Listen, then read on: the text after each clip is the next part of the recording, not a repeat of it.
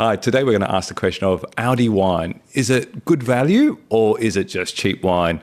I'm Trent and we're here on an unapologetically unprofessional, unfiltered wine journey. And we have a saying here, to drink more, try more and learn more.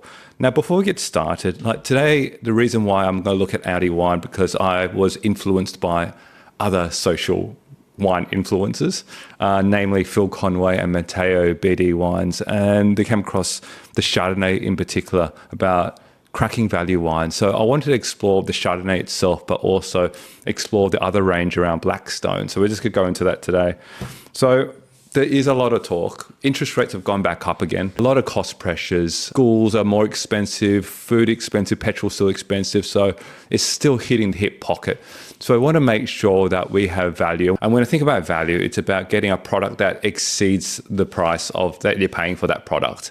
So for this one, if I'm paying $20, am I getting a $50 wine as a result? And that's how I classify as value. Just for full transparency, these wines were provided by Jason Boyer from Aldi. So thank you, Jason. But as always, I want to make sure that I give an honest impression about these wines without being influenced by the name, the label, or anything behind it. So I'm going to go through today the Chardonnay, the Pinot that I also heard about, and then obviously the classic Australian wine, the Shiraz.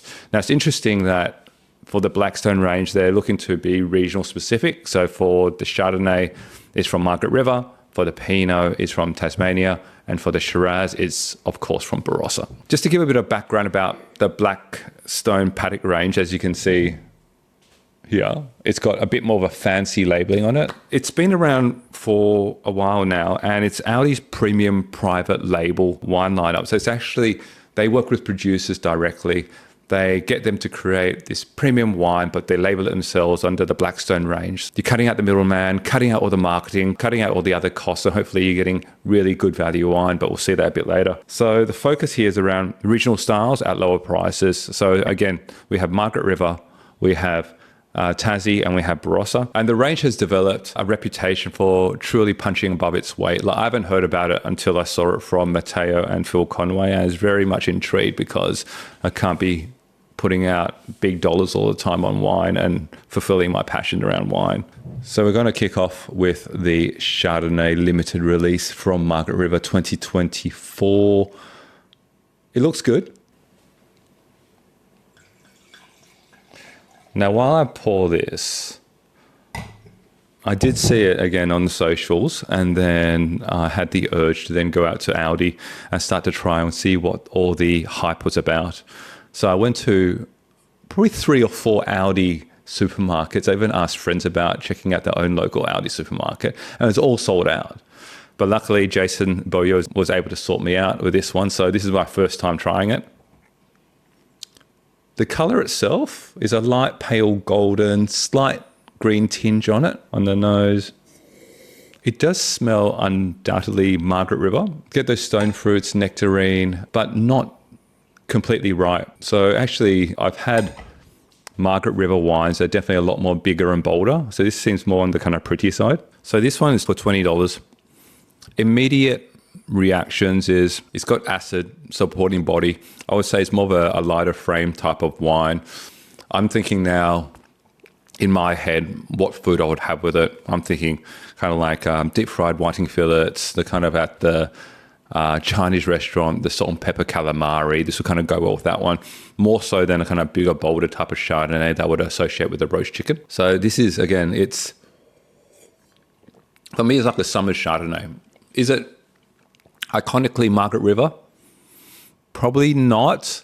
Is it value wine? It is. How much would I pay for it? Probably $30, $40. So I'll probably say it's kind of like punching above its weight, but it's not a $100 wine for $20 value. So, okay, so we had the Chardonnay now. Going to move on to Pinot, one of my favorite grape varietals. So really keen to see this one. So Pinot Noir from Tassie. There we go. Blackstone Paddock limited release Pinot Noir. The pour, the color.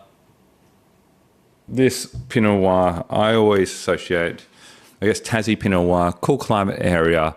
I'm expecting more red fruits, brighter type of Pinot Noir. I don't know whether there be any kind of bunch work into it. So let's have a little sniff. Kind of raspberries, dark cherries, kind of like dried fruits.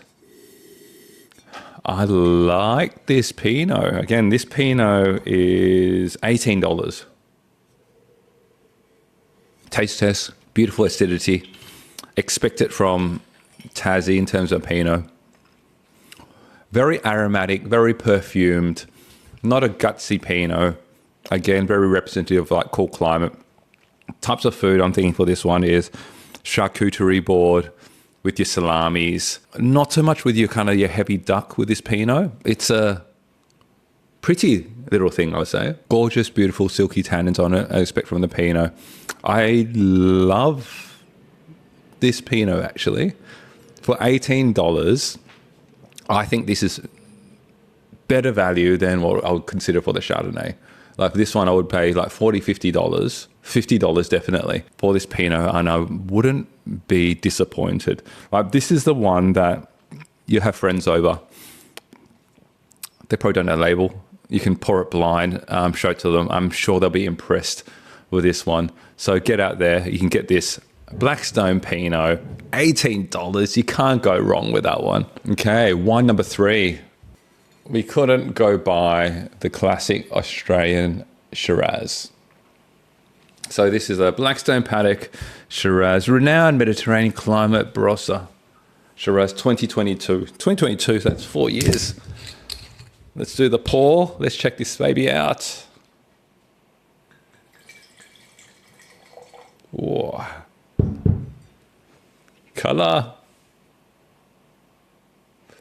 Oh, looks very dark. Brooding, inky, purplish red. Let's have a sniff.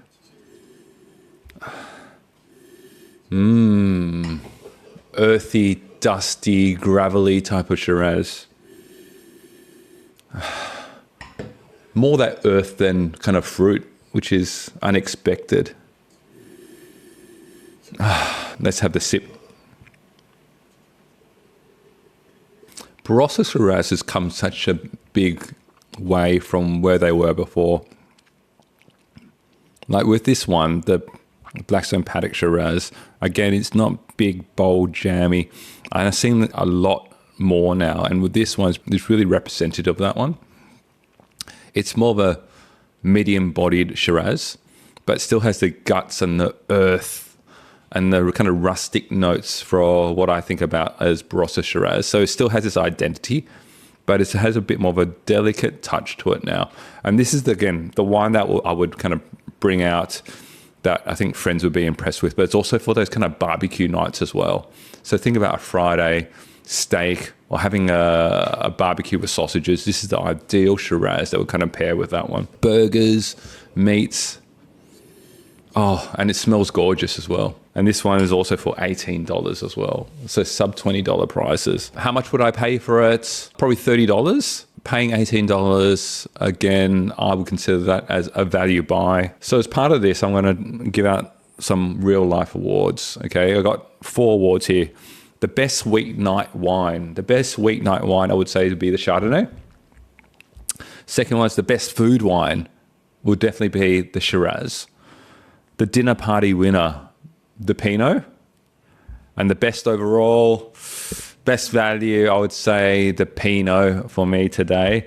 So just in closing, is Aldi wine good value wines or just cheap wines? Like across the range here, they're punching above the weight. So I would have to say, on that premise, that Aldi wines are fantastic value. Get out there, try the Blackstone range. I haven't heard of them before. Thank you, Matteo, and thank you, Phil Conway, of introducing me to this range.